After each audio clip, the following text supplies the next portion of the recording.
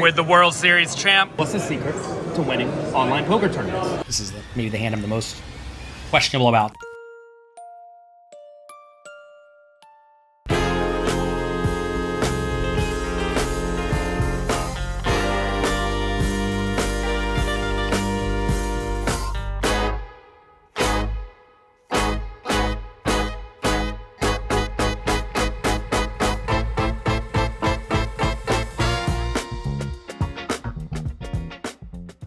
Jonathan Little has been the most successful person in this space by a long shot. Find a game you can beat, play it a lot, and keep a proper bankroll. He's brought in so many people to the game and they love his content. Gotta grind. Right? True. I made it to the Bahamas. Today is the first tournament. Every single person who won a World Series of Poker circuit event online gets to play this tournament for free. So it should be a very, very big field. There are 3 day ones. As far as I know, the bounties come into play at the start of day 2 when you're in the money. I could be slightly wrong about that, but really the goal today is to show up and play excellent poker. So let's do that. Before poker, we have to get some breakfast.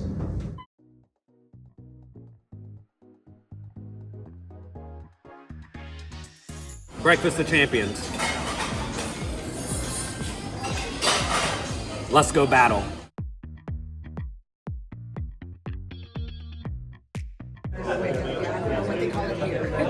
We are approved for that. I don't think anyone's going to. I'm supposed to be a creator. I'm supposed to have a fancy. I was too. Okay, do I have to sign anything or not? Oh, okay. Okay, thank you. Nice to meet you. Nice to meet you too. You think have they have any games yet, or you don't? Not yet. Well, They no. had everything set up yesterday. Yeah, I started playing 2 years ago and learned everything from you. Nice. And won my trip here. Very good. Hey, man. Congrats to that. Thank you. Here you are. Yeah. We're in. Register now. I'm first in line. Let's go. Very good job. What's your name? Buck, poker buck. Well, congratulations. I started on your set too. From 35 years.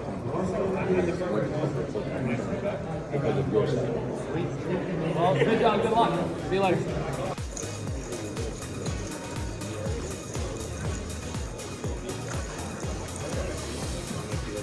I don't remember it. Yeah, you just wrote, you used to carry so that you can hear the note.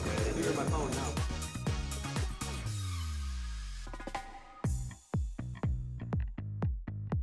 I just finished the first 2 hours of play, and so far we've had basically 0 playable hands and 0 fun spots. That said, there's a lot of poker goats hanging around here. Let's go chat with them. Chino, what is the secret to longevity in tournament poker? A lot of luck. I don't know. A good balance in a healthy lifestyle, in my opinion. That's like the most underrated thing that people talk about. You just gotta have a good balance in life all over. Trim fit and lucky. Yes, I'm good. Yeah. Thank you. Thank you. Did you want to Sweet. Good luck. Thank you. Not today. Sorry. No, go ahead. Off to a straight flush today. I've watched you for so long now, but You found me either way. yeah. Nice. Shannon Shorr, best player in the world in 2025. What is the secret to smashing everyone despite being an old dinosaur? All those reps we got from this party poker sit and goes in 2006, I think they're finally starting to pay off. Simple as that. What's the secret to winning online poker tournaments? Because lots of people want to be able to win a circuit event, qualify, come out here, and battle. So I like to put a lot of chips in the pot, get all in, and then you win the all in. And then you do that like 10 times in a row. Make pots big. And then win. And then, re-enter. As many times as possible. Or run it up. Yeah, or run it up. If you could buy like 10 times in, you got 10 extra chips, 10 extra chance. And on average, you'll maybe have 11 if you're good. Yeah, and then you don't have to think about all that money you lost. You could win, you'll still be winning. And you'll be in the Bahamas. Then you'll be in the Bahamas. Easy. One dinner break in the $2,500 buy-in tournament. It was a rough level for me. I had pocket tens in a game, queen 10-6 or something like that with a flush draw. I bet the flop get called. The turn was a blank. I bet the turn he called. River was the king of diamonds, a nasty one. I check, he bet small, I called and he showed me a flush. But a little while later, I got on a little king queen and doubled up against the jack 10. So now I have about 60,000 chips, which is going to be 30 big blinds when we return. We busted one time, day 1A, standard spot. Ace queen against jacks, 20 big blinds. But we can still re-enter.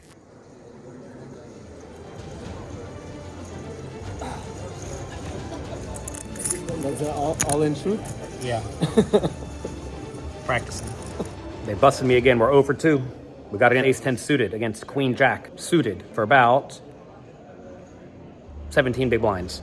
But we could not win. We'll try again tomorrow. I'm back in my hotel room after the first day of play. It did not go so well in the Mystery Bounty Tournament. I lost 2 times for $2,750 each. I'm going to continue studying tonight, get some good rest, and then show up tomorrow refreshed and ready to play my best. Well, Jonathan, breakfast of champions, the green power smoothie. Let's go. Today is the second day of World Series of Poker Paradise. We're playing the $2,750 Mystery Bounty Tournament again. Yesterday went poorly, 0 for 2. Today we will do better. We're having our routine breakfast, coffee, also green power smoothie.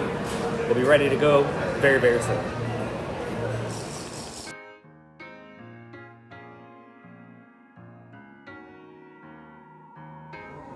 $67-1. Sounds like fun.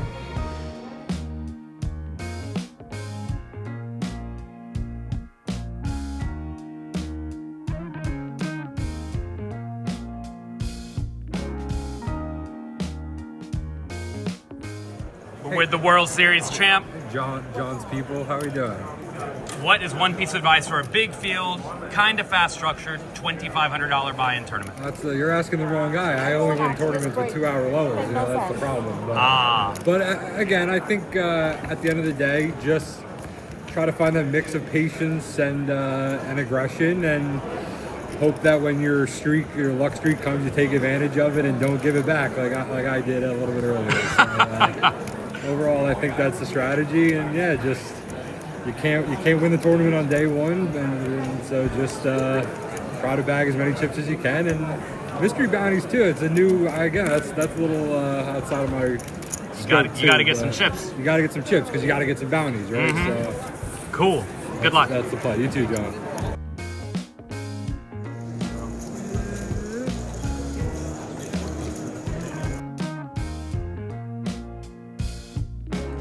I love your video more than if I would have had Ryan train him.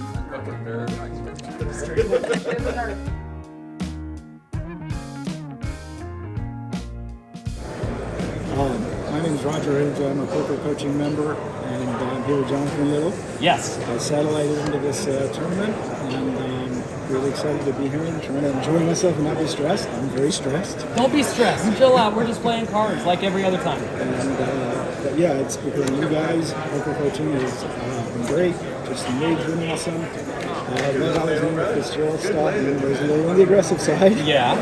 But thank you guys. You're very welcome. Thank you.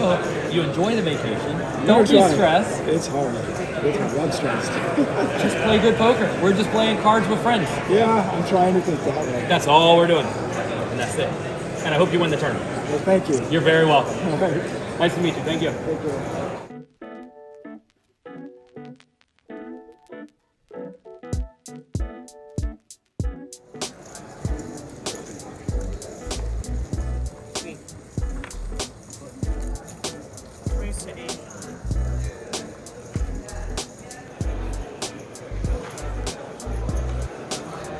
Well, I lost my first bullet today right before the dinner break. I'm gonna go take a slightly long dinner break, chill, relax my mind, and show up ready to play my best on the second entry of the day, number 4. We have some hands to review later. I'm excited to do that. I think I played them all okay, maybe a little bit cautiously, but all in all, I'm happy with them. Poker's hard.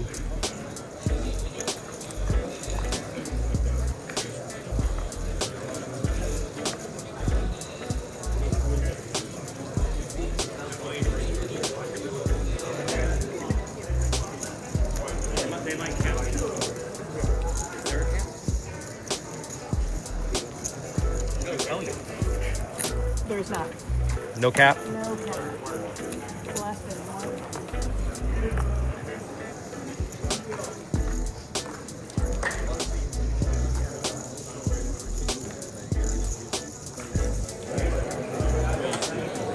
Well, the 2700 went poorly again. Let's go through some hands. Early in the day, we were playing 200, 400. I have 50,000 chips. The low jack seat raised it up. I called with the ace jack in the small blind. The flop comes jack 5-3, pretty good for me. I check, looking to check raise and play for all the money, but he checks it back. It turns an ace. This is the spot where I certainly could bet with my 2 pair. I certainly thought about it. But I thought this would be a really good card for him to bet, either for value or as a bluff. So I checked, and he checked it back again. So far, so bad. River is a 2. Actually putting up 3 to a flush. Now any 4 is a straight. Neither of us should really have a whole lot of 4s. I decided to check again, hoping he would bluff. He checked back with pocket 6s, and I won a tiny pot. That was good. A little while later, also at 200, 400, playing 48,000 deep. The button raised to 3 big blinds, 1,200. I called in the big blind with jack 10 offsuit. I'm certainly not going to fold the jack 10 offsuit ever. But I will say most people raise less than 3 big blinds. Maybe the 3 big blind raise means something. It comes jack 7-2. I checked. He bet 2,000. I called. There were 2 hearts on the flop. Turns a 7 of hearts. It goes check, check. I considered leading, but I didn't really think this hand in particular wanted to lead, although it certainly could. River was the 3 of clubs. I decided to bet on the chunky side, 5,500. He snap called me off with the king jack, and I lost. That's unfortunate.